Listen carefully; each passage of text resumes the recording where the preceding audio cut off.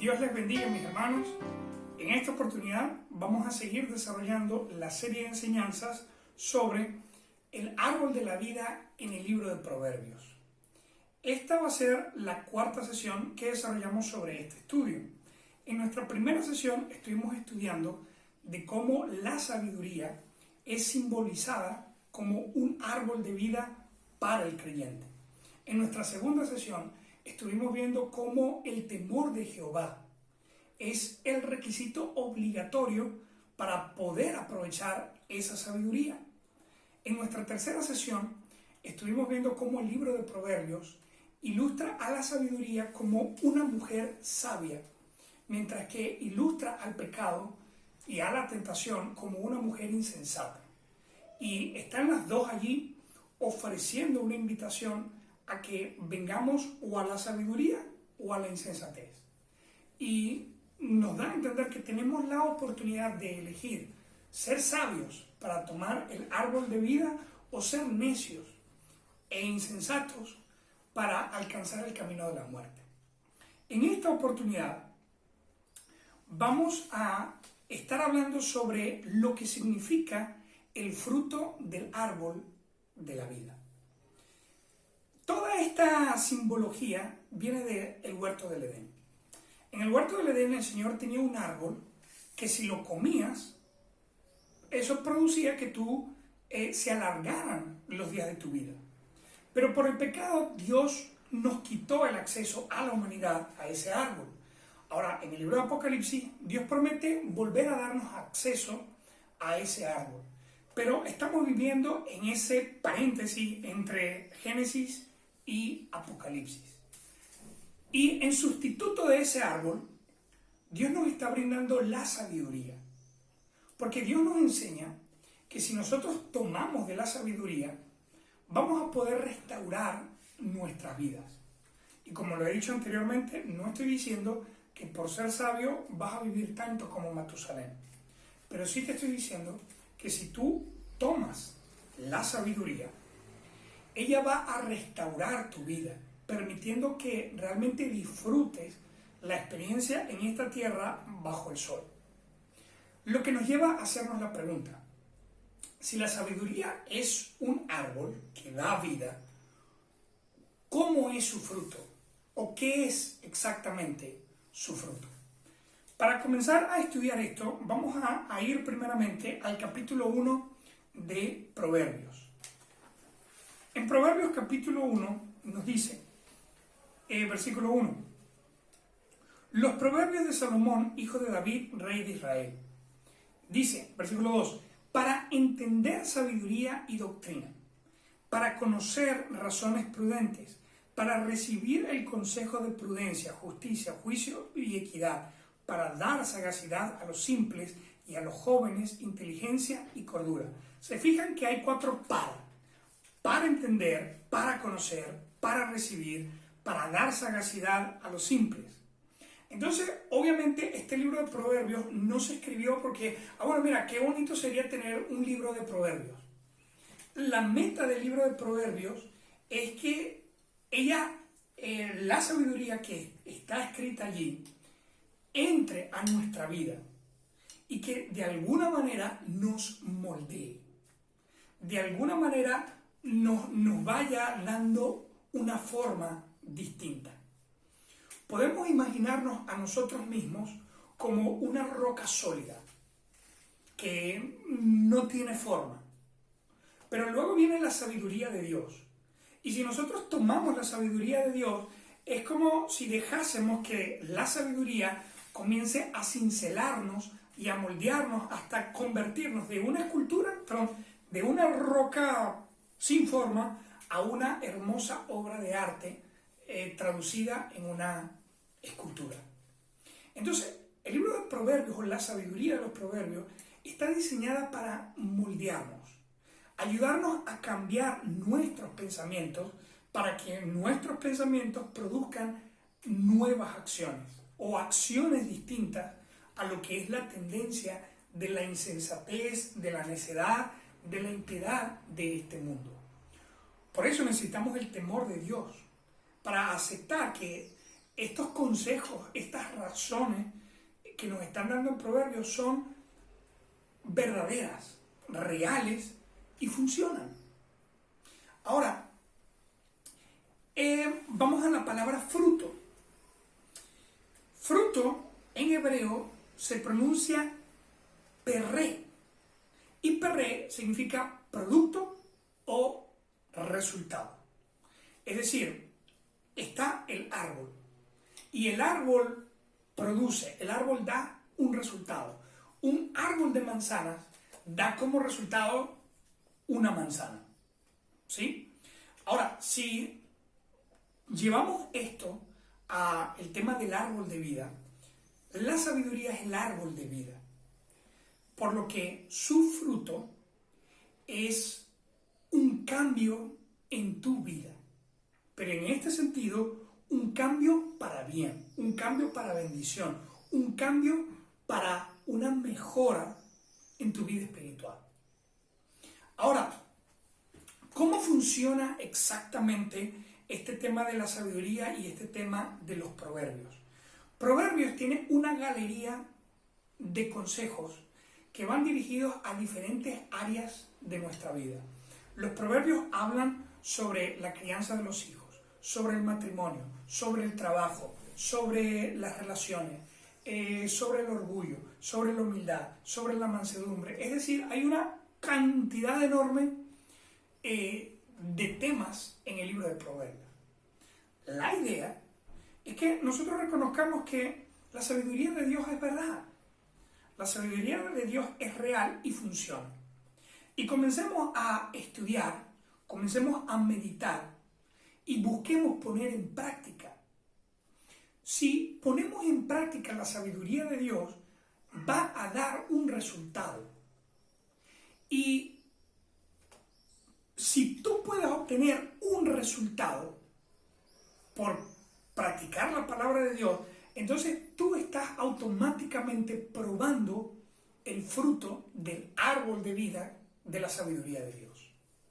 Pero quiero ser un poco más directo con esto y vamos a estar estudiando algunos temas reflejados en el libro de Proverbios para que de una manera un poco más práctica podamos comprender cómo tomar el fruto del árbol de vida que se nos presenta en este libro.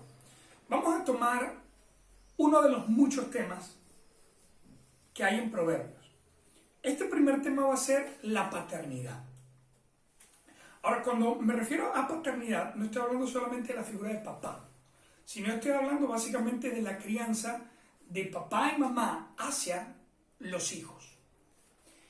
Fíjense bien, en nuestro mundo, en nuestra sociedad, hay un pensamiento sobre cómo se debe criar a los hijos. Y la mayoría de los seres humanos, incluyendo lamentablemente a algunos cristianos, optan por seguir esa manera de pensar. Entonces, hay gente en el mundo a través de las escuelas, universidades, programas de televisión, redes sociales, que te dice cómo criar a tu hijo según la opinión de ellos. Si tú sigues esa corriente, obviamente tú estás probando el fruto del árbol de la insensatez. Pero si tú decides ver qué es lo que Dios dice y ponerlo en práctica, entonces tú estás probando el fruto del árbol de vida. Ahora, fíjate lo que dice Proverbios, y aquí tenemos que ser un poco ágiles con la Biblia, porque vamos a estar hablando de varias citas. En Proverbios capítulo 10, versículo 1 dice: el hijo sabio alegra al padre, pero el hijo necio es tristeza de su madre. Eso quiere decir que si produce alegría es para el papá y si produce vergüenza es para la mamá. No, es poesía, ¿verdad? Un hijo sabio va a alegrar a su papá y a su mamá, pero un hijo necio va a ser una tristeza para su mamá y para su papá. De manera que si usted es papá o usted es mamá y tiene un hijo que cuando usted lo saca a la calle se comporta y reacciona de una manera que a usted le da vergüenza o pena ajena. Y bueno, no le puede dar pena ajena porque es suyo. Pero si le da vergüenza, entonces usted automáticamente tiene un hijo necio. Pero si salir a la calle con su hijo y la manera en que se comporta, la manera en que se conduce, la manera que hace que usted se lleve elogios, hace que, ay, mira, tan bonito ese niño, tráemelo otra vez, yo te lo cuido, déjamelo aquí, mira, le guardé un regalito porque ese niño es un pan de Dios. Entonces usted tiene un hijo sabio. Pero mira otra cosa que dice el libro de Proverbios, en el capítulo 13, versículo 1. El hijo sabio recibe el consejo del padre, mas el burlador no escucha reprensiones. Y esto es tremendo porque el niño o la niña no va a escuchar consejos porque sí. Tiene que tener un papá que le enseñe a escuchar consejos. Pero cuando papá y mamá no enseñan a los hijos a escuchar, automáticamente tienen a uno que es un burlador y no escucha ningún tipo de reprensión. Entonces, esta es la sabiduría de Dios. Dios te dice, mira, tú le hablas a tu hijo y pareciera que le estás hablando a una silla. Vas a tener que acomodar las cosas porque estás criando un hijo burlador. Pero si con solamente hablarle el niño reacciona, entonces estás criando un hijo sabio. Entonces distingue debajo de qué árbol te estás arrimando. Otro versículo, el capítulo 13, versículo 24. El que detiene el castigo, a su hijo aborrece, mas el que lo ama desde temprano lo corrige. No, yo no le digo nada porque él está chiquito. Y los psicólogos dicen que si lo regaño mucho, voy a dañarle su autoestima. Entonces él se va a criar con traumas y no va a tener éxito en la vida. Porque yo le dije que eso no se agarra. Yo tengo que darle libertad. Que él se exprese y se manifieste como le dé la gana. Si usted quiere, hágalo así. Pero cuando tenga un hijo necio, que es un burlador y una vergüenza para usted, no se queje. Porque la Biblia dice, o sea, la sabiduría de Dios es que si tú amas a tu hijo, desde temprano lo corriges.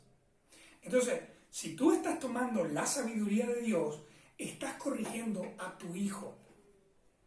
Y eso te va a llevar a tener un resultado. Capítulo 17, versículo 25. El hijo necio es pesadumbre de su padre y amargura a la que lo dio a luz. Entonces, este versículo te da una razón para corregirlo desde temprano. Si tú corriges a tu hijo desde temprano, no va a ser una carga, no va a ser una pesadumbre. Y siendo tú la que le dio a luz, no te va a traer amargura. Entonces, ¿qué ocurre? Si tú comienzas a decir, no, la palabra de Dios es verdad, si no corrijo a mi hijo, si no le enseño a escuchar consejos, va a ser un necio, va a ser un burlador, va a ser una vergüenza, va a ser una pesadumbre, va a ser una fuente de amargura. Y comienzas a entrenar a tu hijo de la manera correcta, vas a tener un resultado. El resultado va a ser un hijo obediente, atento, que te trae honra. Entonces, los padres que tienen un hijo así, viven una vida más feliz, viven una vida más tranquila, viven una vida más alegre, porque están probando el fruto del árbol de vida. Pero los padres que no pueden, tienen que regañar al niño todo el tiempo, no lo pueden dejar solo, no pueden dejar que salga a la calle, no pueden, porque algo va a pasar con él, se estresan, se amargan, se molestan, no están disfrutando la vida. Entonces, tienes la opción de hacer caso en cuanto al tema de la paternidad. Otro tema que me gustaría mostrarte a grosso modo, simplemente para que podamos ver cómo funciona el libro de Proverbios. Primero vimos la paternidad, ahora vamos a ver la economía. O sea, cómo son las finanzas según la palabra de Dios. En Proverbios capítulo 11, versículo 24, nos dice: hay quienes reparten y le es añadido más, y hay quienes retienen más de lo que es justo, pero vienen a pobreza. Entonces, qué tremendo, porque la palabra de Dios dice, mira, si tú quieres manejar bien tu dinero, si tienes la oportunidad de dar, da. Porque cuando tú tienes y retienes, a la larga vas a caer en pobreza. Y esto es tremendo porque el mundo en el que vivimos no enseña esto. Nuestro mundo, nuestra sociedad enseña lo contrario. Si le das a otros, te vas a quedar sin nada. Entonces acumula, acumula, acumula, acumula y no le dejas a los demás y vas a tener buenas finanzas. Entonces, qué tremendo. Dios dice, mira, si tú das, yo te doy. Pero si teniendo la oportunidad de dar, te niegas a hacerlo, vas a sufrir la pobreza. Entonces, qué tremendo, porque es un concepto que choca con lo que estamos acostumbrados a ver. Entonces, ¿qué vamos a hacer? ¿Voy a tomar el fruto voy a tomar la sabiduría o voy a tomar la inteligencia y el conocimiento de este mundo? Otro versículo que nos habla de economía. Capítulo 22, versículo 7. Dice: el rico se enseñoreará de los pobres, y el que toma prestado es siervo del que presta. Esto es tremendo porque hoy en día tenemos una cultura que depende de una manera muy peligrosa de los préstamos. Acá te dice que el rico se enseñorea de los pobres. Pero, ¿a qué se refiere? El rico tiene dinero, el pobre no. Entonces viene el pobre y le dice al rico, dame. Y el rico le dice, bueno, está bien, yo te doy, pero después me lo tienes que devolver. Entonces viene el pobre en su desesperación y agarra, lo gasta, y luego tiene que buscar para lo que él necesita y buscar para reponer lo que pidió prestado. ¿Y qué ocurre cuando no puedes devolver lo que te prestaron? La Biblia dice, el que toma prestado es siervo del que presta. Es decir, te conviertes en un esclavo de aquel a quien le pediste prestado. Entonces, déjame decirte algo. La Biblia no te recomienda depender de un préstamo. No, que mira, eso es el 1% por 100 años. No sabes qué va a ocurrir el día de mañana. No sabes qué vuelta puede dar el mundo. Quizás tú dices, no, yo en 15 días hago esto, mato esto por aquí, este tigrito por allá y recupero. Pero resulta que acontece que en 15 días hay una pandemia, no vas a poder salir y no vas a poder pagar. Qué triste la persona que se metió en un préstamo o en una deuda pensando que no, mira, con lo que trabajé en febrero, marzo, abril, mayo y junio, lo repongo. Es fuerte porque tienes en este momento una cadena sobre tu cuello. Tienes a un amo. Te volviste esclavo de aquel que te prestó. Entonces, la Biblia te dice, no busques préstamos. El mundo te dice, búscate un préstamo. ¿Cuál de las dos vas a elegir? El capítulo 23, versículo 4, dice, capítulo 23, versículo 4 dice, no te afanes por hacerte rico, sé prudente y desiste. Ahora, aquí la Biblia no te está diciendo, no seas rico. No, aquí la Biblia te dice, no te afanes por hacerte rico. Usted puede ser una persona diligente, visionaria, comprometida, responsable, que está trabajando paso a paso para alcanzar más. Y eso no es malo. Pero tengan mucho cuidado si usted es una persona que simple y llanamente anhela tener demasiado y no puede esperar para poder cumplir todos sus sueños. Entonces está haciendo todo lo que puede y más allá. Incluso poner a su familia a un lado, poner su salud a un lado para poder alcanzar lo que yo tengo o alcanzar lo que yo quiero. Tengan mucho cuidado porque sin darse cuenta se está afanando por ser rico. ¿Qué te dice Dios? Sé prudente. Siéntate un momento. Calcula. Piensa. ¿De qué vale conseguir dinero si vas a dañar a tu familia, vas a dañar tu salud? Entonces, luego eres rico para pagar todo el daño que te hiciste a ti mismo. No vale la pena. Sé prudente, piénsalo. ¿Y qué dice la Biblia? Desiste. Nuevamente, la Biblia no te está diciendo no tengas metas de ser próspero, no tengas metas de alcanzar más. La Biblia lo que te dice es que busca lo necesario con el enfoque correcto. Busca mejorar, pero no tener una mente vanidosa y codiciosa, es decir, quiero tener más y quiero tenerlo rápido. Ten mucho cuidado. Capítulo 15, versículo 16, nos dice: mejor es lo poco con el temor de Jehová que el gran tesoro donde hay turbación. Eso es que tremendo, porque Dios te dice, mira, es mejor que tengas poco, pero que estés tranquilo, a tener demasiado y no tener paz.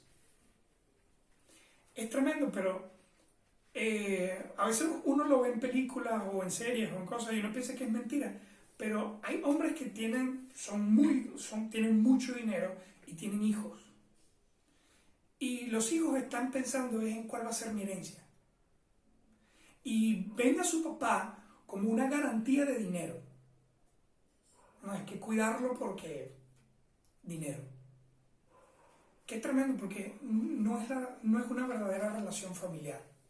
Si los hijos están viendo a los padres como un seguro económico.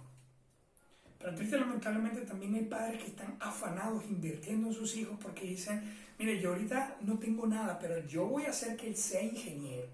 Yo voy a hacer que él sea, doctor, actriz, no sé qué profesión crees tú que da demasiado dinero. Pero ten cuidado si de repente tú dices, no, yo estoy invirtiendo todo lo que puedo en mi hijo porque luego él me va a dar todo lo que luego él me va a pagar todo lo que yo he invertido en él. Ten mucho cuidado porque es una óptica equivocada. A veces, hermanos, nos sentimos mal porque de repente vemos nuestra mesa y no tenemos en nuestra mesa todo lo que deseáramos. Pero ¿sabe qué? Si usted puede sentarse a la mesa, hablar con su familia, reír con ellos, compartir con ellos, hermano, eso es más valioso. Hay personas que pueden armar un banquete, pero no pueden sentarse siquiera a conversar un momento, porque tengo un problema, estoy amargado y... De manera que qué tremendo las dos visiones que nos están dando. Por un lado, Dios nos dice, mira, si tú manejas el dinero de esta manera, vas a vivir bien. El mundo nos dice, no, al contrario, tienes que manejar el dinero de esta manera. Y estamos nosotros en medio, viendo qué vamos a elegir, viendo qué vamos a decidir. Otro tema que es interesante allí en el libro de Proverbios es Jehová. ¿Sabía usted que Jehová es un tema dentro del libro de Proverbios? Y cuando nos ponemos a ver todas las cosas que Proverbios nos dice sobre Jehová, nos está dando un cuadro hermoso, profundo, para que nosotros podamos conocer a Dios. Mira algunos de los versículos que nos hablan de Dios, de Jehová. Proverbios capítulo 10, versículo 22, nos dice: la bendición de Jehová es la que enriquece, y no añade tristeza con ella. Qué tremendo, porque nosotros pensamos que lo que me enriquece es mi inteligencia. Lo que me enriquece es mi esfuerzo, es mi habilidad. Pero Dios dice, no, la verdadera riqueza es una donde prosperas y tienes alegría. Hay gente que dice, no, yo quiero una camioneta. Y cuando por fin se compra la camioneta, luego la camioneta se convierte en un dolor de cabeza. Si se van a subir con los pies limpios, no toquen eso, no toquen allí, no monten eso, no. Entonces, la camioneta que compraste pensando que te iba a facilitar la vida, luego se convierte en un tremendo problema. No, que tienes el celular, que no, ese es el celular más moderno, pero no lo puedes sacar a la calle, pero nadie te puede ver con eso. Tienes todo el tiempo el nervio de que si se raya, si se cae, si... No te da chance ni de disfrutar eso. Entonces nosotros pensamos que la prosperidad viene de nuestra mano, cuando la Biblia te dice que la bendición de Jehová es lo que verdaderamente te enriquece.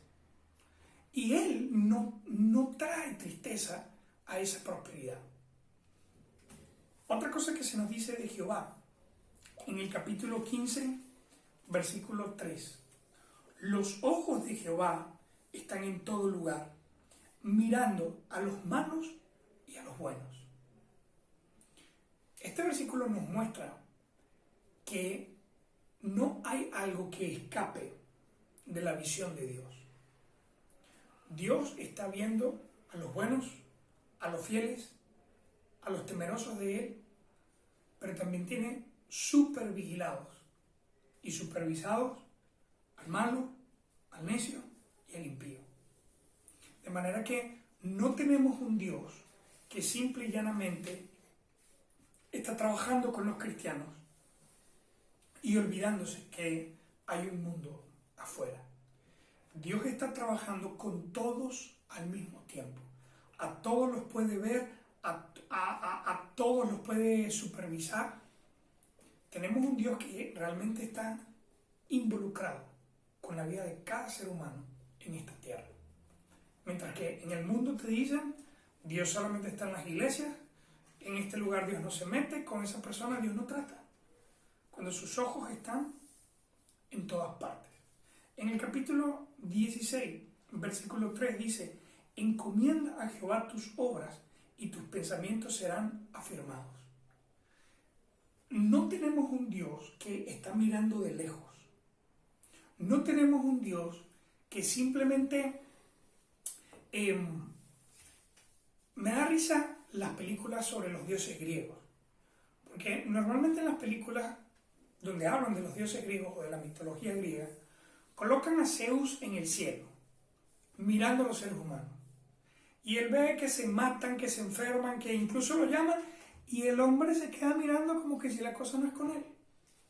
Y cuando le provoca interviene, y cuando no, pues, si no me dio la gana. Y esa es la óptica que muchas personas tienen de Dios. Como que Dios está allá arriba y ve que, mira, el mundo está acabando, y él dice, bueno, allá ustedes, yo estoy bien aquí. Pero no, tenemos a un Dios que está buscando relacionarse con nosotros, está buscando ser parte de nuestra vida, al punto que Él dice, si tú me encomiendas tus pensamientos, si tú me encomiendas tus obras, yo afirmo tus pensamientos. Es decir, ¿no sabes qué hacer con tu vida? ¿Tienes dudas, tienes preguntas sobre qué paso dar, cómo darlo, dónde darlo, cuándo? Tíraselo al Señor. Pónselo a Él. Y Él ha prometido afirmar tus pensamientos. Es decir, si no sabes qué hacer, pregúntale a Él y te da la respuesta correcta. No es un Dios distante, al contrario, es un Dios que quiere estar lo más cerca posible. Capítulo 16, versículo 4. Todas las cosas ha hecho Jehová para sí mismo, y aún al impío para el día malo. Qué tremendo, porque Dios, incluso hasta al impío, lo tiene medido para sus planes. Ahora, esto no quiere decir que Dios haya creado a algunas personas para que sean buenas y a otras personas para que sean malas.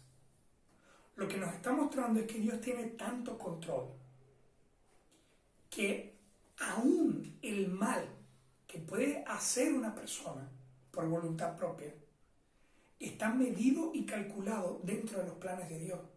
De manera que aunque el malo elige ser malo y el bueno elige ser bueno, sus decisiones no afectan o no impiden el cumplimiento de Dios. Qué tremendo, pero aunque tenemos libre albedrío, aún nuestro libre albedrío no le quita el control a Dios. Pero tenemos a un Dios que realmente lo controla, lo mueve, tiene un dominio absoluto de todo. De manera que no vale la pena desesperanzarme pensando en, mira a fulano que es tan malo y ha llegado tan lejos y ha causado tanto destrozo y parece que nadie lo va a frenar. Y parece que nadie lo va a poder controlar. Hermanos, la Biblia nos dice que todas las cosas ha hecho Jehová para sí mismo, aún al impío para el día malo. Es decir, no hay ser humano en el mundo que escape de lo que Dios ya tiene planificado, sino que más bien todos nosotros, seamos buenos o seamos malos, encajamos para bendición o para maldición en los planes de Dios. Ahora, cuando tú escuchas esto y comienzas a utilizarlo en tu vida, esto va a tener un resultado. Y si tu resultado es de bendición, si tu resultado está mejorando tu vida, está dándote alegría, está dándote tranquilidad, está permitiendo que tú disfrutes esta fuerte experiencia aquí debajo del sol, entonces tú estás probando el fruto del árbol de vida. Te lo pongo de esta manera. Si tú tomas la sabiduría de Dios para la paternidad, tu fruto va a ser hijos sabios que alegran tu vida. Si tú decides tomar la sabiduría de Dios en tu economía, tu resultado va a ser una vida libre de deudas, compromisos, estrés y ansiedad por tener o no tener. Si tú decides tomar la sabiduría sobre lo que Dios dice sobre sí mismo y comienzas a tener una relación con Él en base a lo que la Biblia te dice, vas a tener una vida dirigida por Él.